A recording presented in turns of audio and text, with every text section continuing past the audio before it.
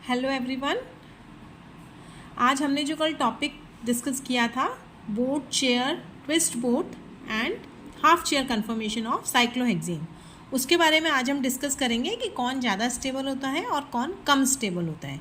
तो यहाँ पे एक आप एनर्जी डायग्राम देख रहे हैं जिसमें HC stand for half chair, TB stand for twist boat and this is for chair confirmation and this is for boat confirmation. Okay, so आप देख रहे हैं कि जो हाईली स्टेबल फॉर्म है वो चेयर कन्फर्मेशन है और जो हाईली अनस्टेबल फॉर्म है वो है हाफ चेयर कन्फर्मेशन, जिसका एनर्जी डिफरेंस जो है चेयर फॉर्म से वो है 10.7 से 11.5 किलो कैलोरी पर मोल।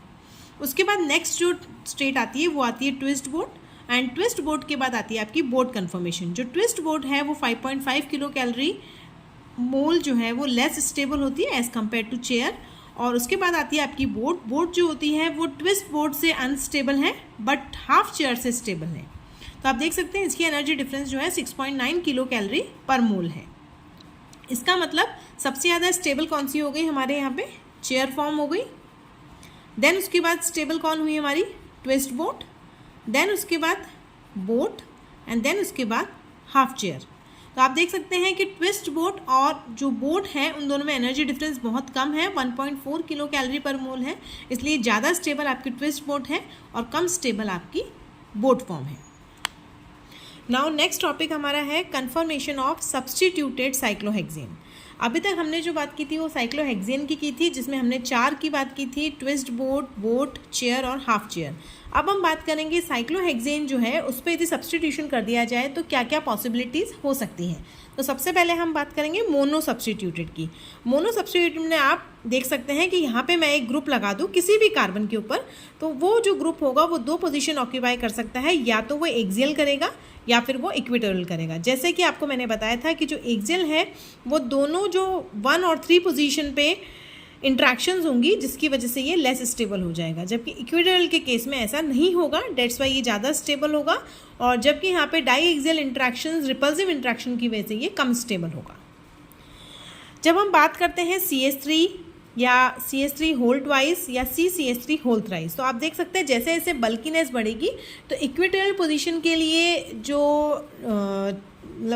ग्रुप की इम्पॉर्टेंस है या उसकी लोकेशन है वो ज़्यादा प्रायोरिटाइज हो जाएगी। क्यों? क्योंकि वहाँ पे 1,3 डाई एक्सियल रिपल्सिव इंट्रैक्शन बिल्कुल मिनिमाइज हो जाते हैं। इन case of very bulky group flipping lock हो जाती है और इक्वेटोरियल कन्फर्मर जो है ऑलमोस्ट 100% आ जाता है, जिसमें एक्सियल ऑलमोस्ट ख़त्म हो जाता है। यदि हम कोई एग्जाम्पल लें, CH3 CH का होल ट्वाइस एंड CH3 का होल थ्राइस, तो आप देख सकते हैं जो डेल्टा G है यहाँ 7.5 था, यहाँ 9.0 है, 20.00 है। मीन्स यहाँ पे एनर्जी डिफरेंस बहुत ज़्यादा आ गया है। इसका मतलब यहाँ पे आपका जो इक्वेटोरियल कन्फर्मर है वो ज़्यादा स्टेबल रहेगा और एक्सियल जो है उसकी चांसेस बहुत ही कम हो जाएंगे। कुल मिला के हम ये कह सकते हैं कि more the bulkiness more equatorial preferred, कि इक्वेटोरियल जो है ज़्यादा प्रिफर्ड होगा in case of bulky group. फिर हम बात करते हैं, ये देख सकते हैं आप, ये मॉलिक्यूल है जिसमें मैं आपको दिखा रही हूँ कि ये जो CH3 है ये 1 2 3 1 2 3 4 5 6, तो ये जो CH3 है ये इस हाइड्रोजन और इस हाइड्रोजन से इंटरेक्ट कर रहा है। जबकि लास्ट स्लाइड जो थी जो मैंने आपको बताया उसमें CH3 मैंने नीचे दिखाया था तो वो इन दोनों से इंटरेक्ट कर रहा था। तो जो CH3 एक्सियल पोजीशन पे है तो दोनों हाइड्रोजन जो 3 और 5 पोजीशन पे हैं वो एक्सियल पोजीशन पे है, तो इनमें रिपल्सिव इंट्रैक्शन होगी और दोनों ही 1,3 पोजीशन पे है, इसलिए हम इसको कहते हैं 1,3 डाई एक्सियल इंट्रैक्शन। यहाँ पे रिपल्सन क्यों होते हैं? क्योंकि जो डिस्टेंस है वो कम होता है, that is 200 pm picometre between axial amine group and axial hydrogen. But in case of equatorial position distance जो है वो ज़्यादा होता है, नियर अबाउट 400 pm, इसलिए ये माना गया है कि बल्कि ग्रुप जो है वो इक्वेटोरियल पोजीशन ऑक्यूपाई करेंगे ताकि 1,3 डाइक्सियल रिपल्सिव इंट्रैक्शन बिल्कुल मिनिमाइज हो जाए। दूसरी बात, हम यदि इसको न्यूमैन प्रोजेक्शन में देखें तो आप देख सकते हैं जब ये एक्सियल होगा तो ये CH3 यहाँ पे है और ये हाइड्रोजन यहाँ है, ये दोनों ग्रुप्स आस पास है और दोनों ही एक्सियल हैं। बट इन केस ऑफ हम इसको इक्वेटोरियल पोजीशन दें तो इक्वेटोरियल में ये हाइड्रोजन से बहुत दूर हो गया है और यहाँ पे कोई भी 1,3 डाई एक्सियल इंट्रैक्शन नहीं हो पा रहे हैं। नाउ अब हम बात कर रहे हैं अल्फा हेलोकार्बोनिल्स। अल्फा हेलोकार्बोनिल्स के केस में एक्सियल कन्फर्मेशन प्रिफर्ड होती है फॉर द हेलोजन एटम्स। इसके पीछे क्या रीज़न है कि इन केस ऑफ अल्फा हेलोकार्बोनिल्स जो sigma star pi orbital overlapping between carbon atom of carbonyl group and axial halo atom। ये जो है इक्वेटोरियल कन्फर्मर में नहीं मिलती है। आप देख सकते हैं कैसे, ये आपका साइक्लोहेक्सेन है, ये कार्बोनाइल ग्रुप है और ये आपका एक्स है। ओके, ये एक्स आप देख सकते हैं दोनों आपस में इंटरेक्ट करेंगे और रिपल्सिव इंट्रैक्शंस होंगे, जबकि इन केस ऑफ एक्सियल ऐसा नहीं होगा। यहाँ पे जो आपका ये सिग्मा स्टार है और ये जो पाई है, इनके बीच में इंट्रैक्शन होगा जिसकी वजह से स्टेबिलिटी बढ़ जाएगी। तो यहाँ पे जो आपका हेलोजन है वो एक्सियल कन्फर्मेशन में ज़्यादा स्टेबल है।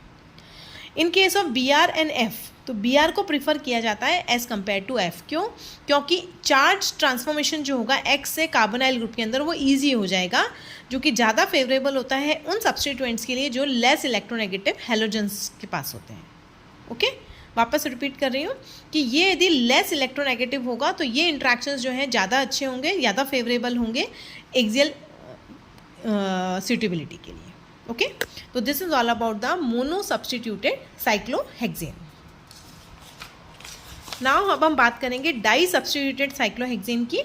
जो डाई सब्स्टिट्यूटेड साइक्लोहेक्सेन है उसमें आपके 4 पॉसिबिलिटीज़ हैं, 1,1, 1,2, 1,3 एंड 1,4। इसको 1,2 का 1,6 भी बोल सकते हैं या फिर 1,3 को 1,5 भी बोल सकते हैं।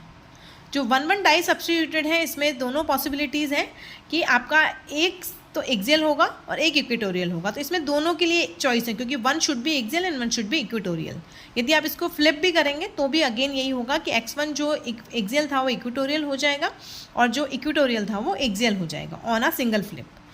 यदि दोनों ग्रुप सेम साइज़ के हैं तो हमारे पास कोई ऑप्शन नहीं है, आप किसी को कहीं भी रख सकते हैं। But in case of different size तो जो बल्कि ग्रुप होगा वो इक्वेटोरियल पोजीशन पे ही ऑक्यूपाई करेगा और यही कन्फर्मर प्रीडोमिनेटेड होगा, क्योंकि इस कन्फर्मर में 1,3 डाई एक्सियल इंट्रैक्शंस बहुत कम होगी।